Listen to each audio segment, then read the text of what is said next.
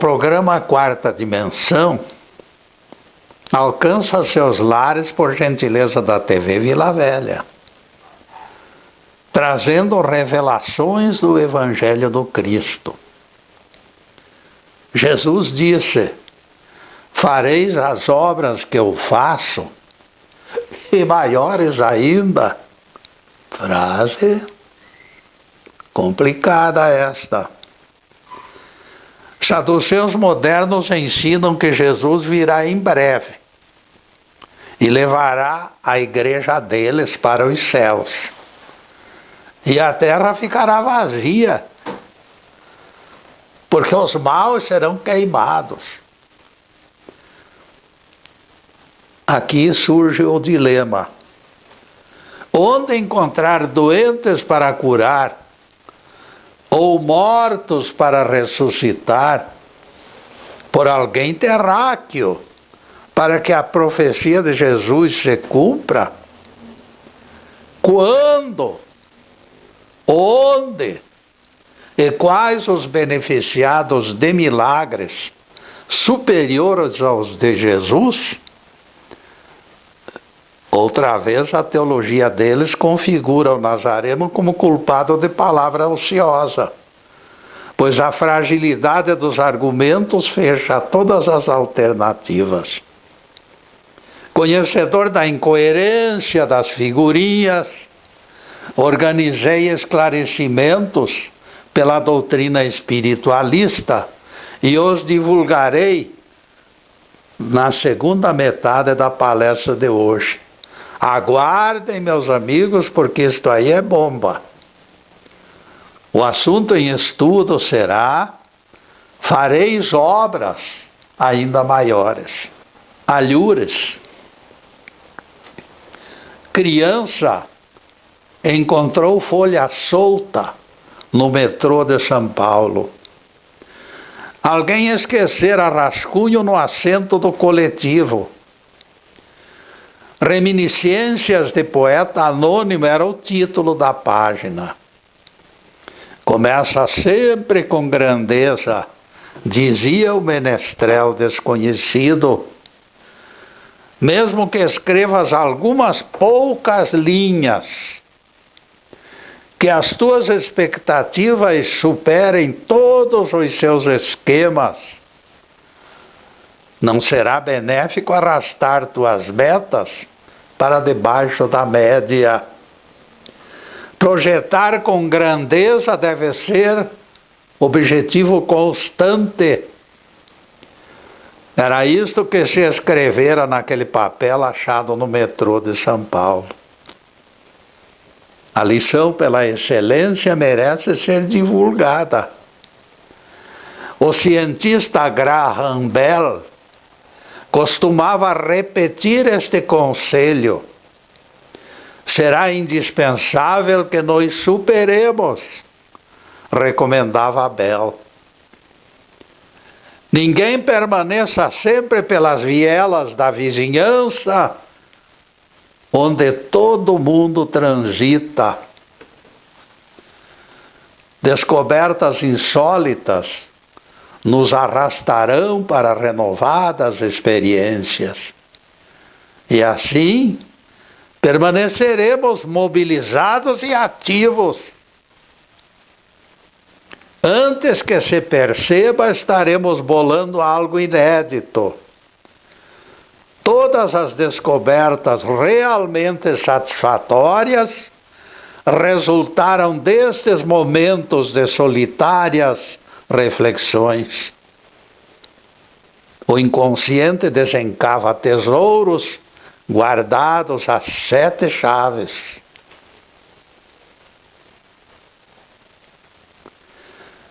Será adequado incentivarmos especialmente as crianças a raciocinar com independência e autonomia, que os baixinhos aprendam a fazer da excelência as suas metas e que procurem ponto alto em suas realizações. Rui Barbosa já dizia: eu sou pequeno, mas mantém olhares cravados lá no alto monte. Que todos conservem propósitos inabaláveis de realizar o melhor. Não somos favoráveis ao cerceamento de iniciativas, nem de adultos, nem de menores. Seria violação do livre-arbítrio. A vida das crianças, depois de nós, ainda não definirá certezas. Consideremos agravante da ausência do socorro de pais e mães, envelhecidos ou até mesmo desencarnados. Será lícito sonegar realidades aos nossos filhos, esconder as coisas deles? Este silêncio poderá criar a expectativa de eternidade no bem bom de família protetora. A mesma praça, o mesmo banco e o mesmo jardim. Não seria o caso de sacudirmos a mesmice que vem tolhendo o nosso próprio crescimento de pessoas adultas? O poeta foi claro: meu filho, sê forte, que a vida é combate, que os fracos abate, que os fortes e os bravos só pode exaltar. Levantarem-se todos, sem exceção, em todo o comprimento do esqueleto, e fazer o melhor, sempre foi a destinação eterna. Este é o caminho das pedras, o roteiro promissor. Pensar com grandeza e com lógica, levantar-se do comodismo e fazer frente aos desafios. Pensar com grandeza é a solução para aliviar as arestas do nosso caráter, perpetuando a alegria de viver. Eu duvido que alguém, produtor de algo excelente, se torne perverso. As vítimas de frustração é que acalentam azedume e revolta. Quem goza a satisfação de olhar tarefa feita com capricho, fica com alma leve, com ego recompensado, com alma lavada. Quem produz algo belo se aproxima do Criador.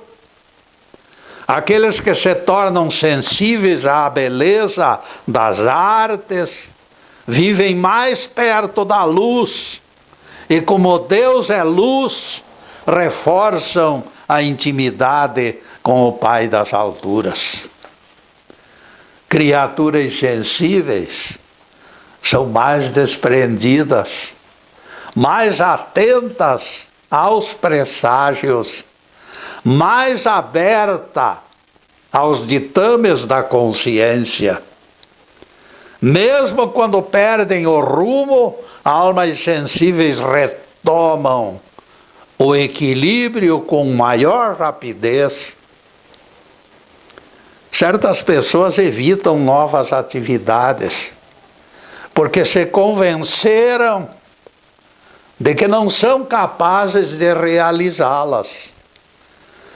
Conheço alguns que não se atrevem a guiar o carro à noite.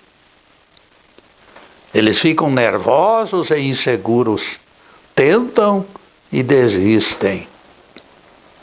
Valerá fazer teste, porque a barreira é psicológica. Se a escuridão os pegou na estrada, persistam. Mantenham-se ao volante, afirmando: eu posso. Alguns quilômetros hoje, pouco mais amanhã, e a coisa vai para frente. Ao invés de alimentar temores, se alegre e declare: como estou guiando bem hoje, opa! Concentrado no aspecto positivo, resultará a aceitação definitiva de que você dirige com segurança em qualquer horário. O aprendizado não é privilégio de alguns. Com esforço e perseverança, todos alcançarão o pódio. Qualquer pessoa pode realizar praticamente tudo.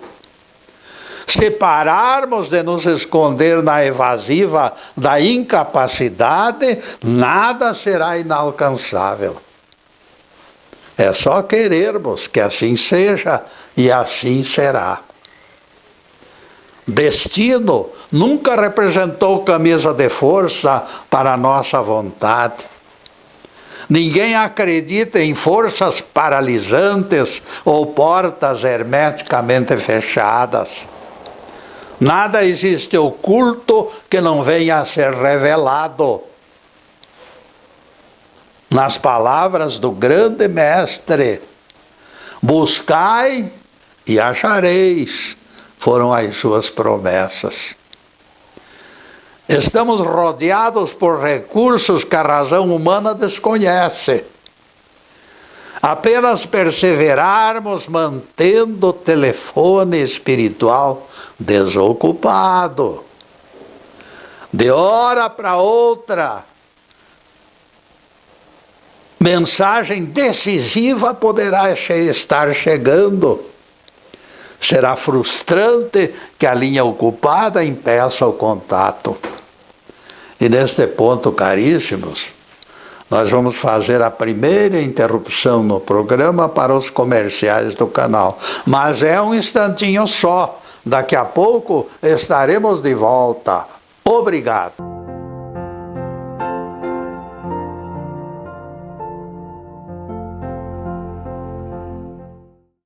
Já estamos no segundo bloco do programa Quarta Dimensão. Por gentileza de bons amigos, o nosso site está na telinha e convidamos vocês para acessá-lo. Para a edificação, oferecemos quase 300 palestras no YouTube. Assistam e propaguem, por favor, para amigos e vizinhos. E também no Facebook, tem uma coleção de palestras. Percebam que se trata de serviço voluntário, com o único interesse de espalhar mensagem do Cristo. Dai de graça o que de graça recebeis. É preceito do Evangelho. A gravação do Quarta Dimensão é feita nos estúdios Fernando Martins e tem sido transmitida pelo Facebook Live TV Ponta Grossa. Agradecemos ao Fernando e ao Zube pela colaboração inestimável. E voltaremos ao tema: fareis obras ainda maiores. Famoso ufólogo caminhou pelos arredores, assim depois do jantar, como quem não quer nada, tranquilo. Meio desanimado até, ele desejava espairecer. Foi quando desceu o disco voador, imagine se pode. Um disco voador enorme, não mais que 5 metros em sua frente. Do interior da espaçonave desembarcaram 3 homens verdes. Verdes como folhas de alface, amigos. Os alienígenas permaneceram em sua frente, tranquilos, dando-lhe chance para comprovar suas afirmações sempre repetidas, de que havia gente morando nos planetas. Ele sacou da máquina fotográfica, aquele tempo era máquina fotográfica, pressuroso. Mas logo percebeu que não se lembrara de repor o filme. Vejam que coisa. A única oportunidade de provar a existência de habitantes em outros planetas escapara de suas mãos por inadmissível esquecimento. O fato mostra que nós não podemos descuidar. Num abrir e fechar de olhos, poderá acontecer algo insólito que acarretará frustração aos desatentos. Será erro pensarmos que somente ocorrerão coisas enfadonhas e desinteressantes em nossas vidas. Quando nos envolvemos de alma e coração, alguém poderoso perceberá nosso entusiasmo e de repente ocorrem imprevistos. Para gozar o prazer da água, meus amigos, o que é preciso? É necessário mergulhar. O secretário de jornal pediu certa vez ao repórter Roberto da Luz Pereira que escrevesse artigos sobre tulipas. Não poderia haver assunto mais detestado, disse o repórter para seus amigos.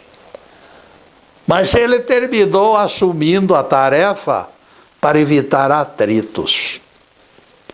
Percorreu exposições, manteve diálogos com especialistas em tulipas e, de repente, ele se entusiasmou pela tarefa. O entusiasmo desfez a ojeriza. Roberto se tornou consultor da matéria, mergulhando por inteiro em todos os seus pormenores.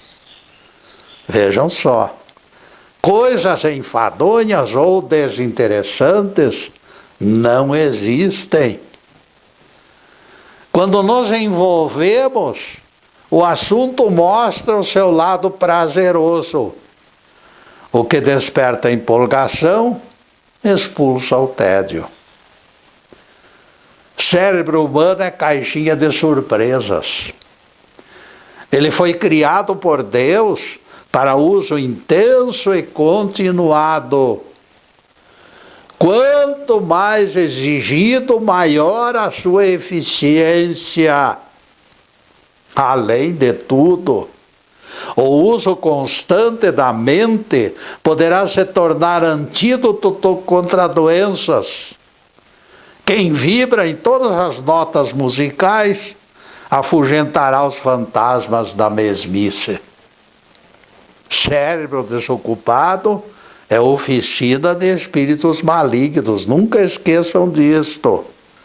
Viver deve traduzir atividade incessante.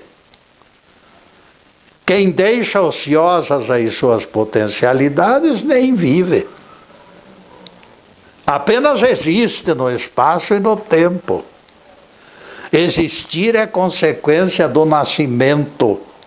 Viver é resultado do exercitar. Viver é muito mais excelente que ocupar simples lugar no espaço. As pedras existem, as águas existem, o fogo existe. Falta-lhes, porém, conscientizar-se da própria realidade. Vejam que a sensibilidade artística foi concedida apenas ao ser humano. Viver não pode se resumir simplesmente em ocupar espaço. Viver é gozo de interação com o universo. É devolver em seu favor o suco das potencialidades que nos foram presenteadas por Deus. Eu posso. Eu sou. Eu tenho capacidade. É a nossa expressão maior. Temos que falar isto. É exatamente isto que justifica e configura viver. No momento que eu discernir sobre quem sou, naquele momento eu estarei deixando para trás as forças cegas do anonimato. Eu adquiro uma personalidade.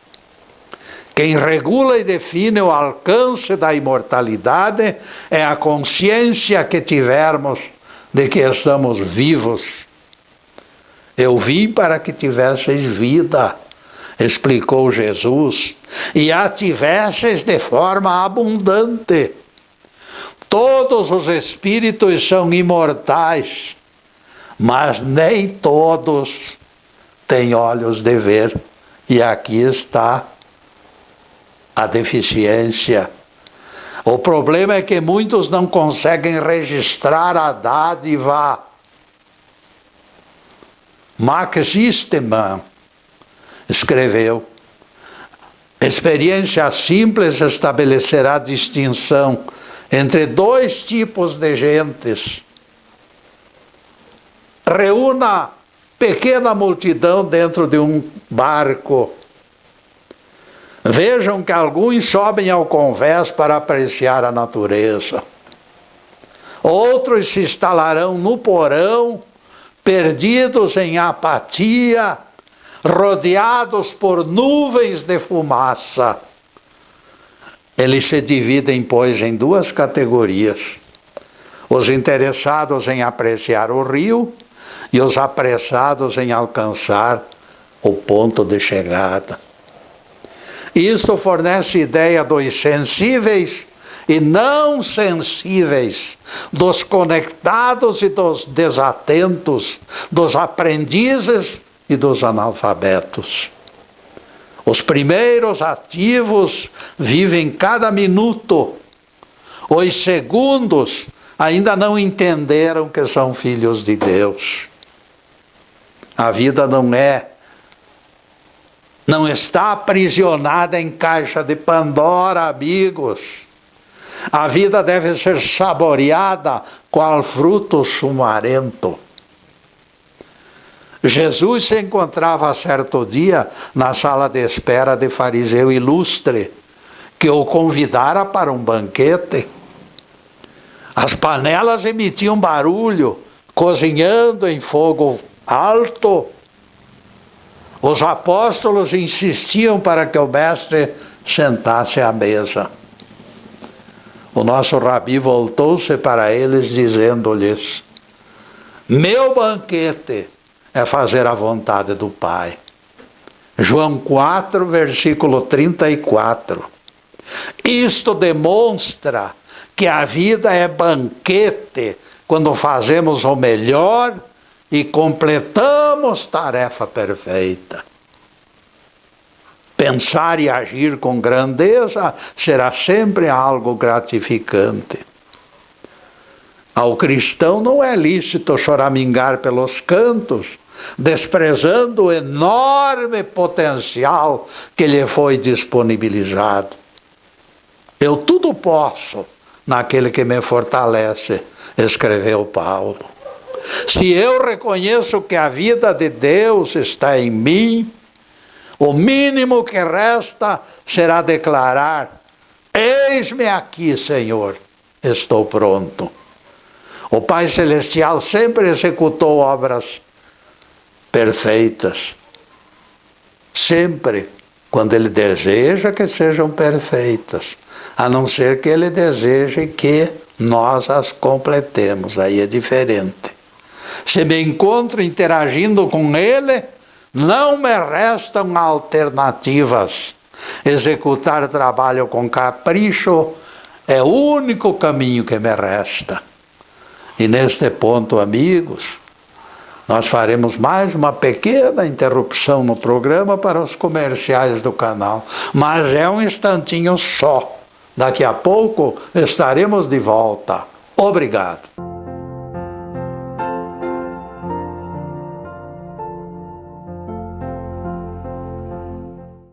Estamos retornando com o programa Quarta Dimensão, terceiro bloco. Na fila do mercado, dia destes, alguém me disse: Getúlio, Dentre as coisas que eu discordo de você, a principal delas é a invenção da Bíblia humana. Fico pasmo quando você fala de Bíblia a quatro mãos. Isso não existe, Getúlio. Deus é o único inspirador do seu livro. Conhecendo as origens religiosas do gajo, eu lhe perguntei: como os teólogos da sua igreja interpretam a parábola do rico e do Lázaro? Não muito à vontade, ele respondeu: se os mortos dormem nos túmulos, Abraão, o Lázaro e o rico não poderiam se exibir como diz o texto. Concluímos que a narrativa foi obra de ficção imaginada por Jesus. Esta versão dos seus teólogos, aí sou eu falando, esta versão dos seus teólogos, amigo crítico, reduz o Nazareno a improvisador de histórias. Assunto sério vira alegoria. Verdades e mentiras se misturam. Para o Espírito do Cristo, com milhões de anos de vida, com certeza, sobravam fatos reais, dispensando estas fantasias. Portanto, aquilo que ele falou, em toda a sua vida, sempre foi a realidade pura, sem mistificação. E depois do pinguinho de doutrina, o tema: fareis obras ainda maiores. Guido Bartoloni, desde criança, sonhava com a construção de pontes sobre o rio Arno. Ele desejava ardentemente construir aquela ponte. Seu barco a remo, Napoleão, herança paterna, não satisfazia seus anseios. Ele queria deixar sua marca na terra onde nascera. Nos primeiros dias de março de 1947, Guido começou a escavar o terreno, deixando a esposa na direção do barco. Em Florença, nos entulhos que a guerra produzira, encontrou postes, argolas e parafusos. Toda aquela sucata foi reunida por ele e deixada em condições de aproveitamento. A jornada se estendia a 12, 15 e até 17 horas por dia, meus caros. Os aldeões se reuniam aos domingos para assistir ao trabalho. Todos achavam que Guido enlouquecera. Como poderia o homem sozinho construir ponte? Certa vez, tarde da noite, ele caiu num dos buracos e quebrou 2 costelas. Embora o médico recomendasse repouso, Guido se locomoveu capengando com fortes dores. Mas o acidente não conseguiu afastá-lo do serviço. Tão absorto permanecia horas e horas, que nem mesmo percebia o riso e as críticas em torno dele. Venderam-se as joias e o casaco de peles da esposa, as galinhas do quintal e boa parte da própria mobília da casa.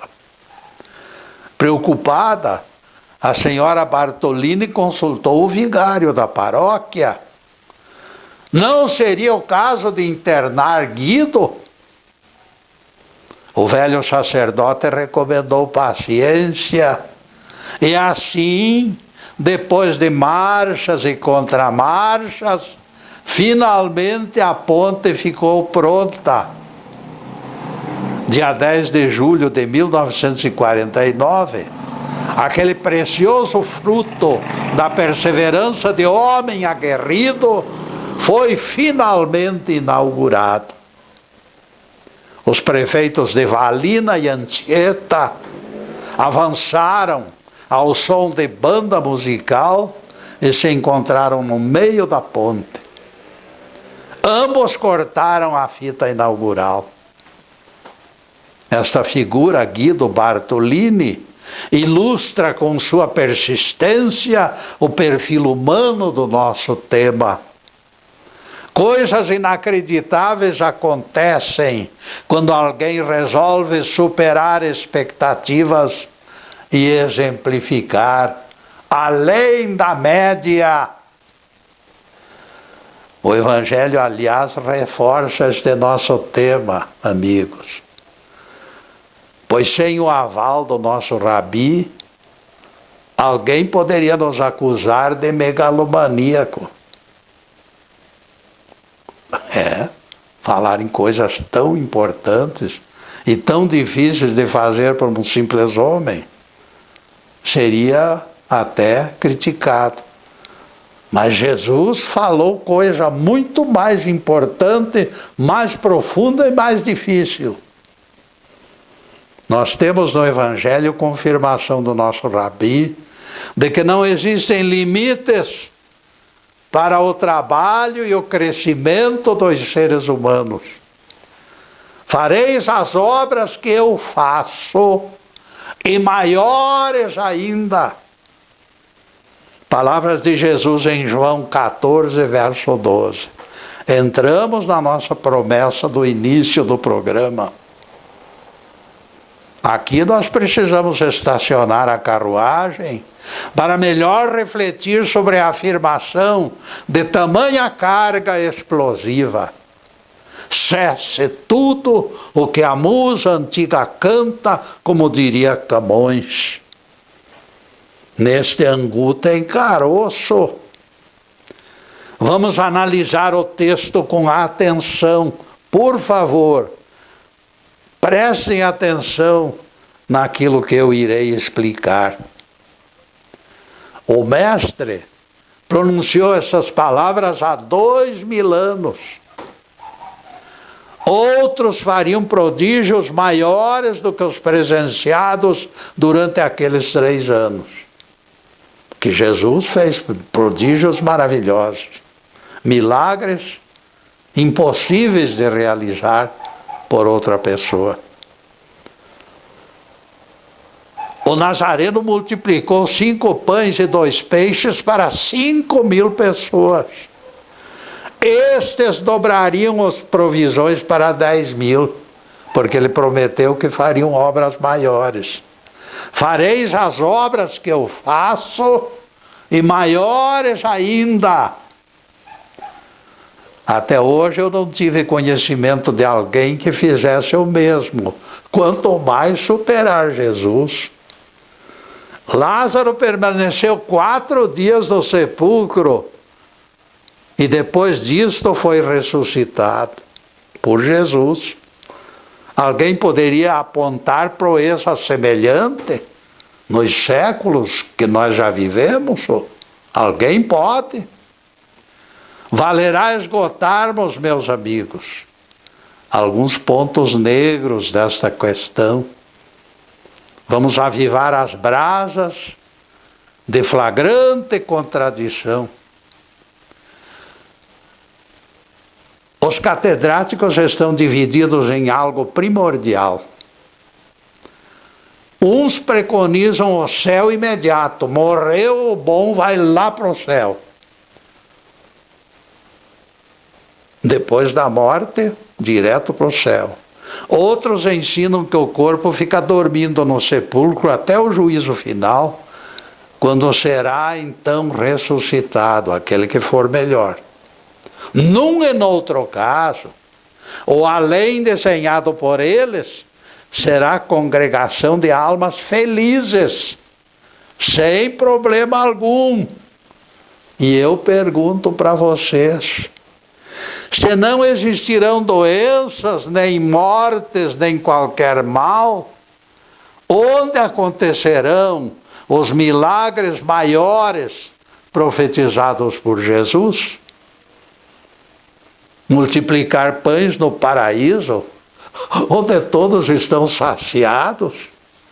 Onde procurar Lázaro e sepultados há 4 dias? Não existirão mais. Não são os próprios teólogos que afirmam que depois do juízo final não haverá mais morte? Como todos percebem, os teólogos estão no mato sem cachorro.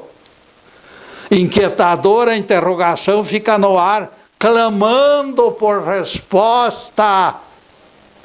Se Jesus fez esta promessa há 2000 anos, e os escolhidos acordarão salvos da morte, em que época os tais milagres ocorrerão? No paraíso certamente não encontrarão Lázaro morto para ressuscitar. Na Jerusalém celestial que alguns prometem, trazida por Deus, certamente haverá sobras de pão. Ninguém precisará multiplicar. Como podem perceber, o telhado da teologia tem goteiras. A telha deste disparate não se encaixa na outra telha. Publicarão nos jornais: procura-se Lázaro morto para ressuscitá-lo. E ele não será encontrado, porque esses mesmos anunciaram vida eterna após o juízo. E agora, como proceder? Como regularizar este problema sério?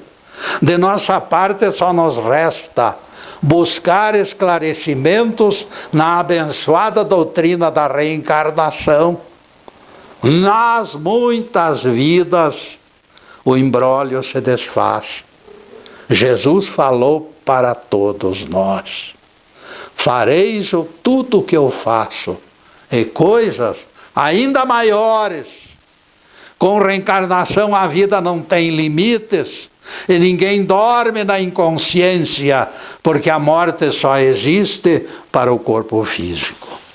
E neste ponto, amigos, nós vamos fazer mais uma pequena interrupção no programa, mas continuaremos no mesmo assunto no próximo bloco.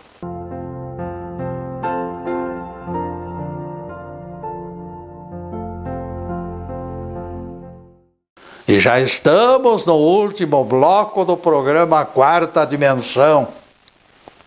E lembramos as tardes e sextas-feiras, quando comparecemos para a divulgação dos evangelhos na TV Vila Velha. Na próxima semana, 15h30, estaremos lá com outro assunto de incentivo ao progresso espiritual. Em seguida, os últimos questionamentos sobre o tema de hoje: fareis obras ainda maiores. Os apóstolos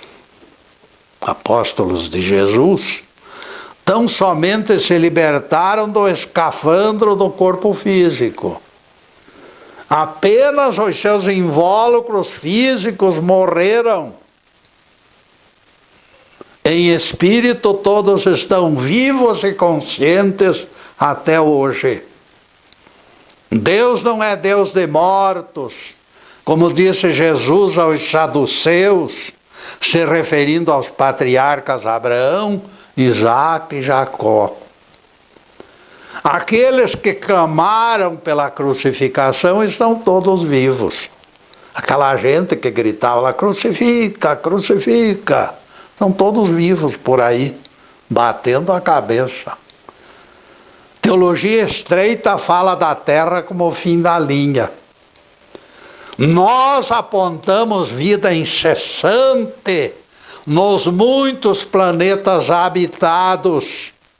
Aquilo que Jesus realizou na Palestina há 2000 anos será superado a Lures por outros Cristos em planetas de provas.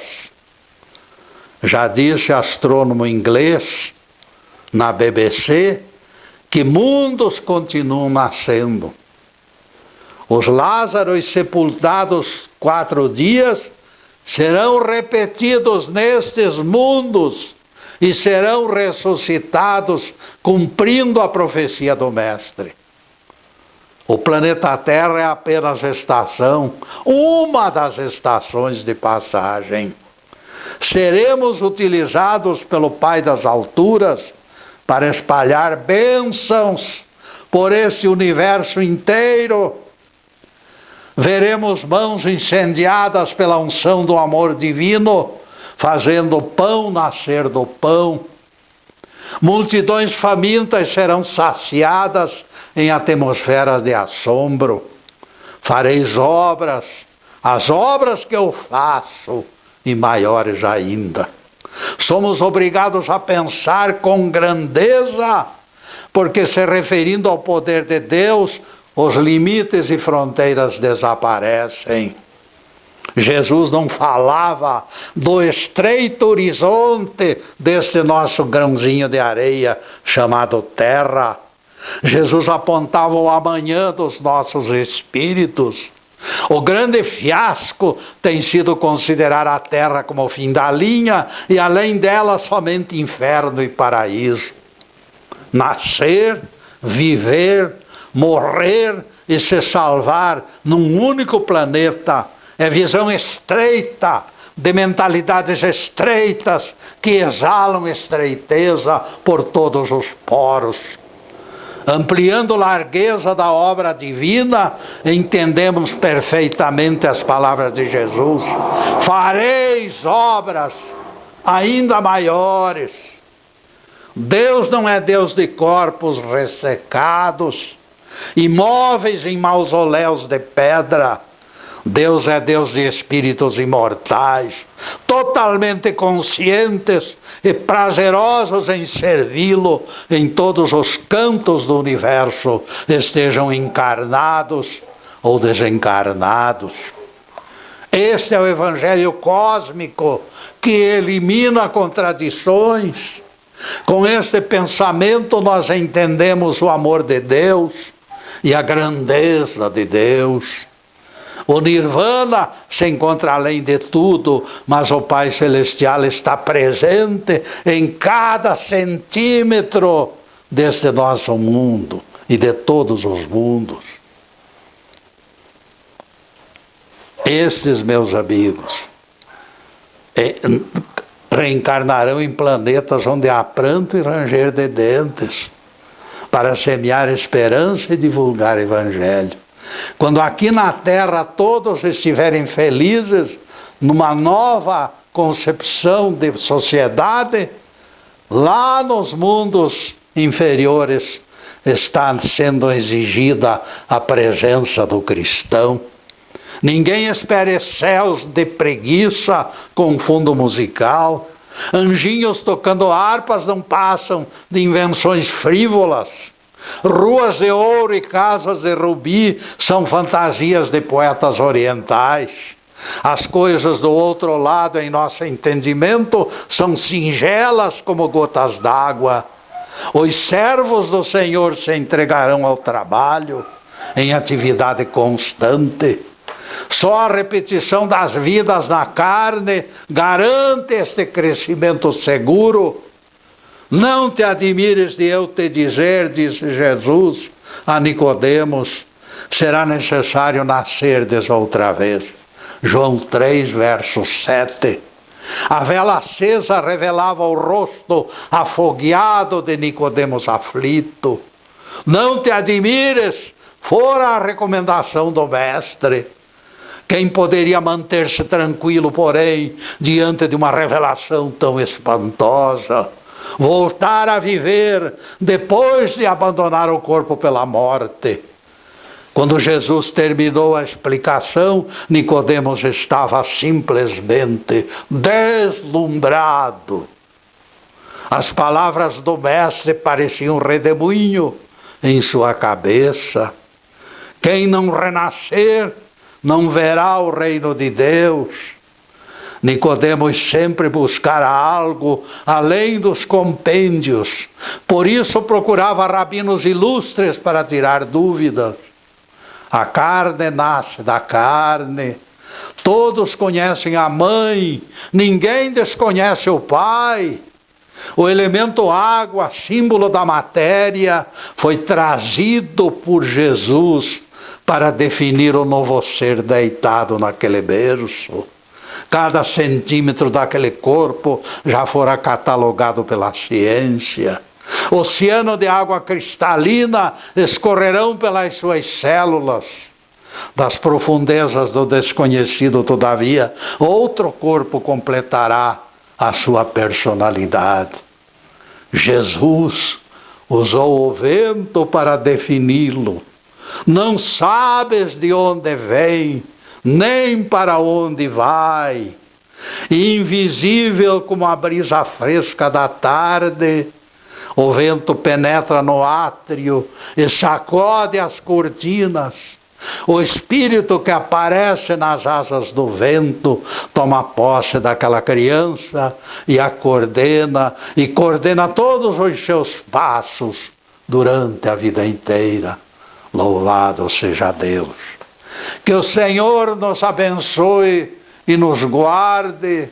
Que o Senhor faça resplandecer o seu rosto sobre nós e tenha misericórdia de nós. Que o Senhor sobre nós levante o seu rosto e nos dê a paz. Louvado seja o nosso querido Deus Pai.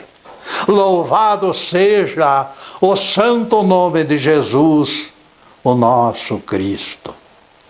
Obrigado, meu Deus. Obrigado, Jesus. E para vocês, amigos, além desta câmera, saibam e reconheçam que eu estou vibrando e pedindo a Deus para que todos recebam as bênçãos da paz, da tranquilidade, da harmonia, da saúde, da prosperidade, de tudo que é de melhor, mas acima de tudo, amigos, amor no coração. Porque o amor é a trincheira final, o amor é o próprio Deus. Muito obrigado, meus amigos, e boa tarde.